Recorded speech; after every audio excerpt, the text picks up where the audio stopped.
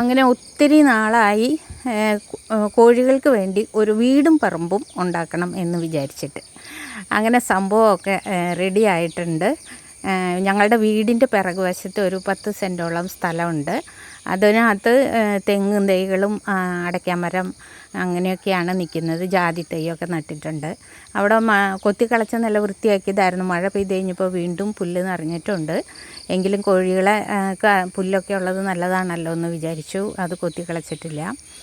അങ്ങനെ സംഭവങ്ങളൊക്കെ റെഡിയാക്കി ഞങ്ങൾക്ക് കുറച്ച് ആസ്പെറ്റോസ് ഇവിടെ ചീപ്പായിട്ട് കിട്ടിയതാണ്. അങ്ങനെ അത് കുറച്ച് കൊണ്ടുവന്നു. അതിൻ്റെ അകത്ത് കുറച്ച് ബാലൻസ് ഉണ്ട്. ആർക്കെങ്കിലും വേണമെങ്കിൽ മെസ്സേജ് ചെയ്താൽ ഇവിടെ കാലടി ഭാഗത്തൊക്കെ ഉള്ളവർക്കാണെങ്കിൽ കൊണ്ടുപോകാവുന്നതാണ്. കാരണം ഒരുപാട് ദൂരേക്ക് വണ്ടി വിളിച്ച് കൊണ്ടുപോകുമ്പോൾ അതിന് ലാഭമൊന്നുമില്ല. അങ്ങനെ ആസ്പെറ്റോസൊക്കെ ചുറ്റും കെട്ടി.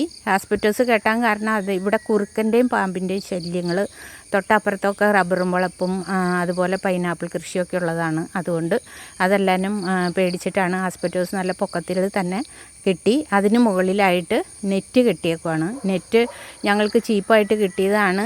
കൊച്ചിയിൽ മീൻപിടുത്തക്കാരുടെ കയ്യിൽ നിന്ന് ചീപ്പായിട്ട് മേടിച്ചിട്ട് കൊണ്ടുവന്ന് അതെല്ലാം കട്ട് ചെയ്ത് കെട്ടി വെച്ചിട്ടുണ്ട്. ഇനി അതിൻ്റെ റൂഫിങ് കുറച്ചും കൂടി നെറ്റ് കൊണ്ടുവന്ന് കെട്ടാമെന്ന് വിചാരിച്ചേക്കണു. കൊണ്ടുവന്നത് തീർന്നു. അപ്പോൾ അതും കുറച്ചും കൂടി മേടിക്കണമെന്ന് വിചാരിച്ചേക്കണു. അതിന് വളരെ നിസ്സാര പൈസയെ കൊടുത്തുള്ളൂ. അത് ഞങ്ങൾ കട്ട് ചെയ്ത് സ്ട്രെയിറ്റ് ആക്കിയതാണ്.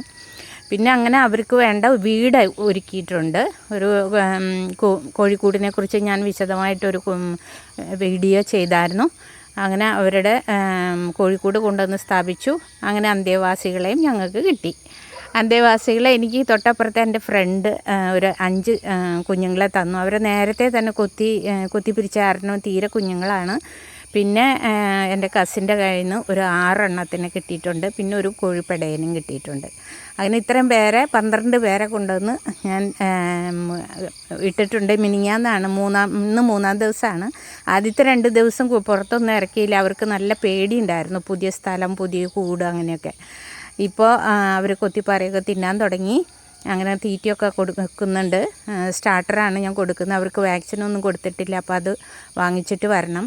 അങ്ങനെ കോഴികൾ സന്തോഷമായിട്ട് അവരുടെ വീടും പറമ്പൊക്കെ നോക്കി കാണുന്നു, ഓടി നടക്കുന്നു. അതൊക്കെ കാണുമ്പോൾ ഭയങ്കര സന്തോഷമുണ്ട്. ഇവരെ ഒരു വൈകുന്നേരം ആയപ്പോഴാണ് അഴിച്ചു വിട്ടേക്കുന്നത്. ഇനി അവർ തനിയെ കൂട്ടിൽ കയറുമെന്ന് അറിയാൻ വേണ്ടി ഞാൻ കാത്തു നിൽക്കുകയാണ്. അത് കഴിഞ്ഞിട്ട് വേണം എനിക്ക് വീട്ടിലേക്ക് പോകാൻ. ഇനിയത്തെ വിശേഷങ്ങൾ പിന്നീട് അറിയിക്കാം.